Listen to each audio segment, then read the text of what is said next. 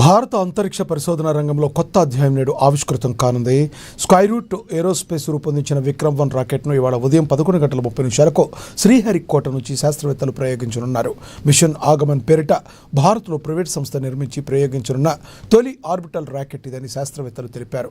సుమారుగా 350 కేజీల బరువు ఉపగ్రహాలను లో ఎర్త్ ఆర్బిట్లో ఈ రాకెట్కు తీసుకెళ్లనుంది.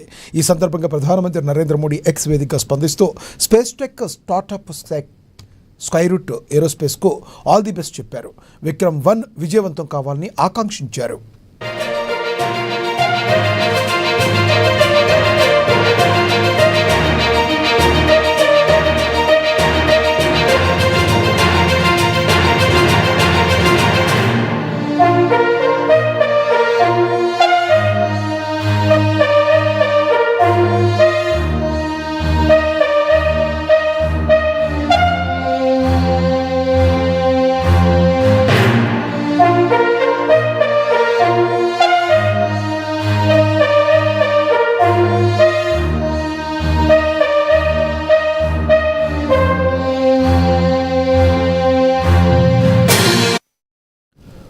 భారత అంతరిక్ష పరిశోధన రంగంలో కొత్త అధ్యాయం నేడు ఆవిష్కృతం కానుంది.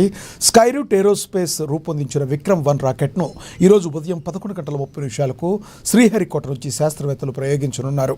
మిషన్ ఆగమన్ పేరిట భారత్లో ప్రైవేటు సంస్థ నిర్మించి ప్రయోగించనున్న తొలి ఆర్బిటికల్ రాకెట్ ఇదని శాస్త్రవేత్తలు తెలిపారు. సుమారుగా 350 కేజీల బరువున్న ఉపగ్రహాలను లో ఎర్త్ ఆర్బిట్లోకి రాకెట్ తీసుకెళ్లనుంది.